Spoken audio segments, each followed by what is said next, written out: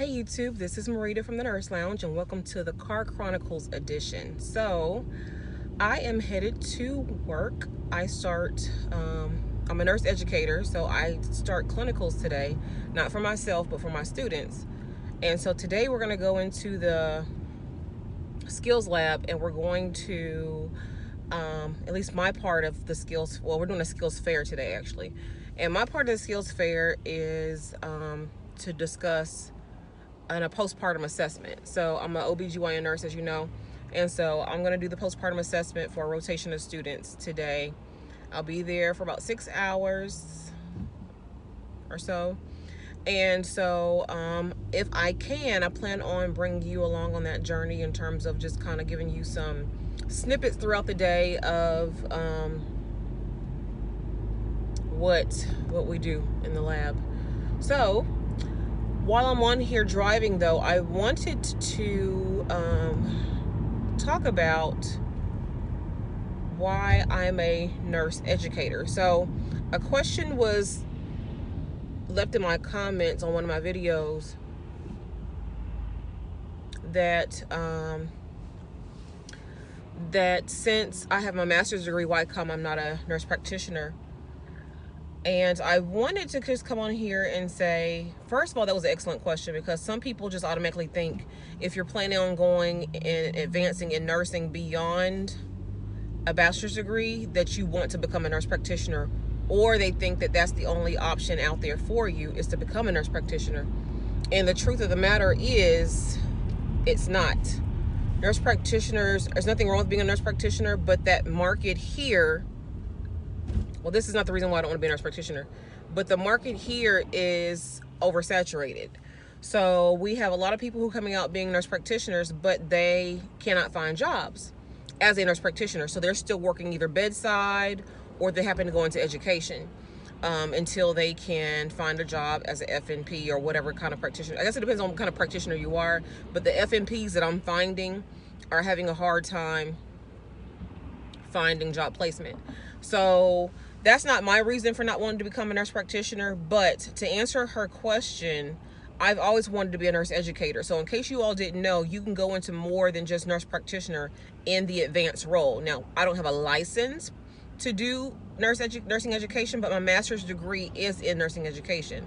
And you can get master's degrees in nursing education, nursing informatics, case management. I just found out about. You can get a master's degree in administration as well.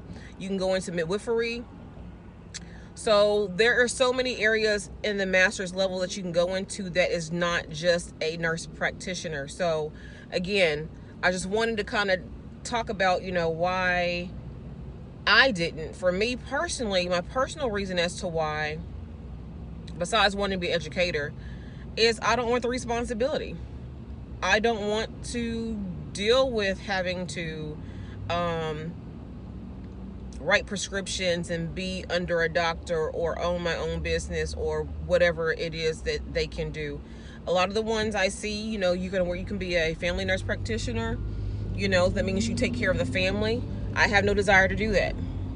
You can be a women's health nurse practitioner. Now, I did think about doing that. I have thought about being a women's health nurse practitioner, but again, you would have to see women across the lifespan. And being that I'm an OBGYN nurse, I really like the childbearing years. So that's in your teens to, I want to say, mid 40s or so is what that is. And so if they used to have something called a perinatal nurse practitioner, and if I could be that, then I would go and be a nurse practitioner. But otherwise, I really don't have a desire to be a pediatric nurse practitioner, neonatal nurse practitioner.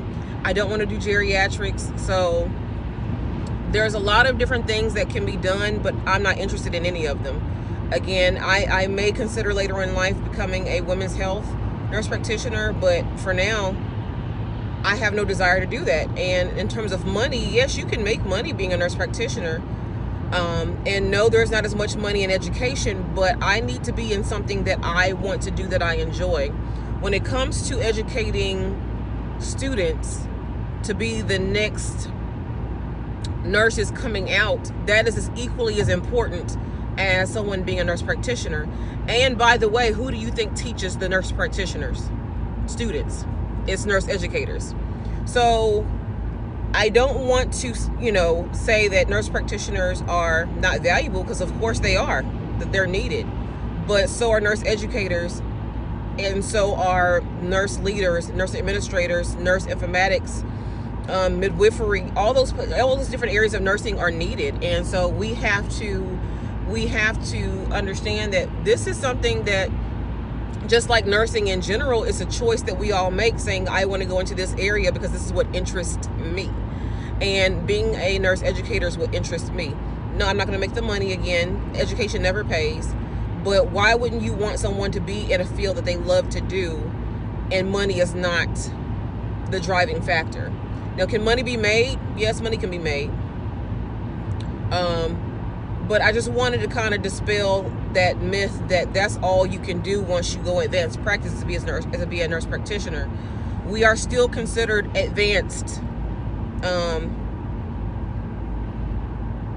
in nursing, but we don't have a license to be a nurse educator, if that makes sense. I'm not practicing. I'm practicing under my nursing license to be a nurse educator. That makes sense. My RN license that I have. So if I didn't have my RN license, I couldn't be a nurse educator. So I'm practicing under that license still, but nonetheless, it's not where I actually have another license to be a nurse educator. And to be honest with you, you can be a FNP or a nurse practitioner and educate,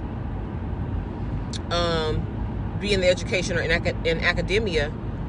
But when it comes to going to school for these roles, being trained as a nurse educator, I was specifically trained to do that, whereas the FNP was specifically trained to, no, not FNP, but a nurse practitioner specifically trained in their specialty area, in what they do. So again, I just kind of wanted to come on here and just talk about that a little bit and hopefully answer her question. And I'm sure that's a question, because I've heard that before. Why don't you want to become a nurse practitioner?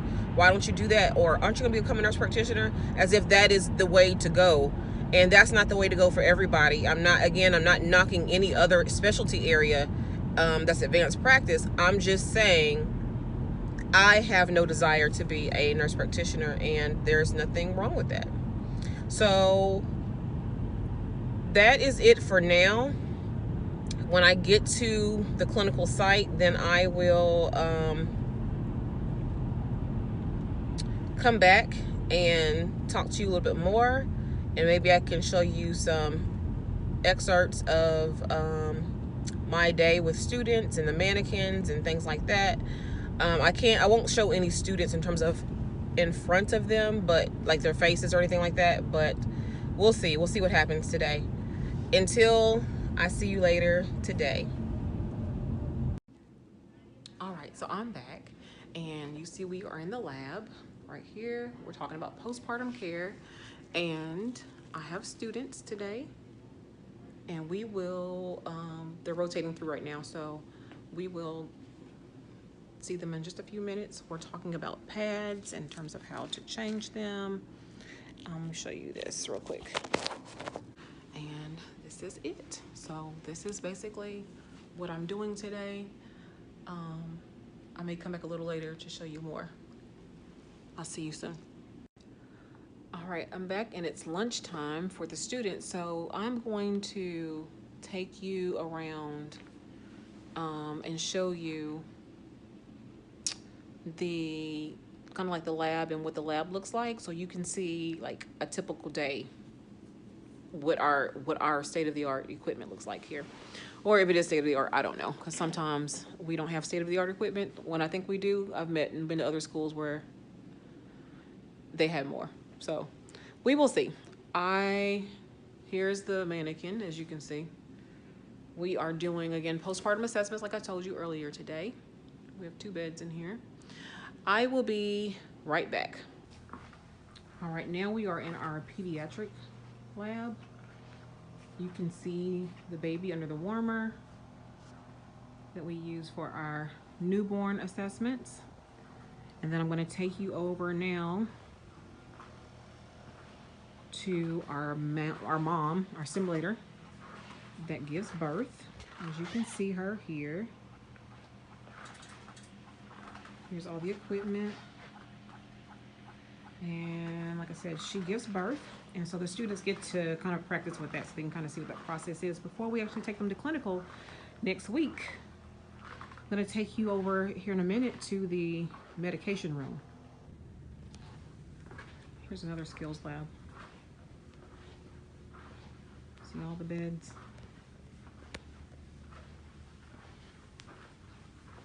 All right.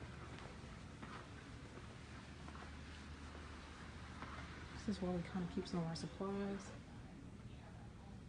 Can't get in there because I'm blocked, but you can kind of see where our supplies are. We have stations set up for the students to kind of walk through. Let's see if our medication room is unlocked. So here's our medication room. We have all our medications, our cart here.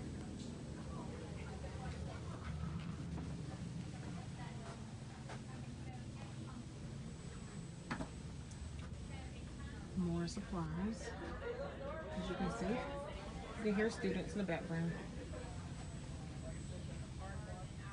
Medications again. They're in lab in there.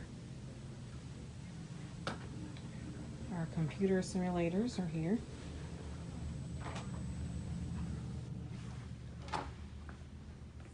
All right, and let's do like a little mini tour of our department.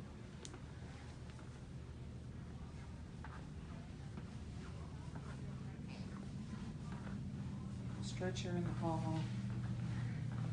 And that's what it looks like. And so I'm the one who's doing postpartum assessment at Station 6 today. And we're back to where I was at. And so that's kind of like a little mini tour of our department. Here I am on lunch, waiting for the next group of students to come back from lunch. And so I have 2 more groups and then I can go home actually. So I am just waiting. I might do some homework while I'm waiting. I will check back with you later. All right, and I am back. My day is over. I am headed home. We probably had about 50 something students rotate through today for their assessment, skills assessment day. And it was an eventful day. I got to meet some of my students that I'm actually have for clinicals this semester, and it was great. So I hope it is pouring down raining here. So if you hear like my windshield wipers or the rain, I apologize. But we are about to have some inclement weather come in, possibly rain changing to snow. So I'm going to focus on driving, and I want to just kind of conclude this by saying, you know, this is kind of my job as a nurse educator. I talked about this morning as to why I didn't want to become NP, and even based off of today, I have bad days in clinicals where, I'm not gonna lie, students do get on my nerves, and I'm sure I get on theirs. You know, when we're both, in terms of both sides, are tired, frustrated.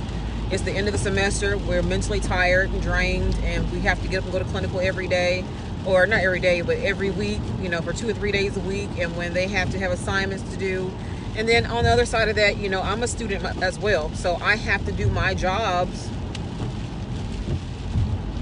And then at the same time be a student. So I definitely understand how they feel when you're trying to learn a new concept and all this is being thrown at you. But from their perspective, it's just, you know, it's, you know, as you all know, anybody who's a nurse knows that nursing school is very difficult and it's tiresome. And so, you know, to get up day in and day out, and of course they're excited now because it's the beginning of the semester, but you know, as the semester goes on, when all those papers and assignments and, you know, they got to really put that brain to use, they're gonna get tired, and myself included. I'm get tired of getting up at 4:30 every morning to get to clinical at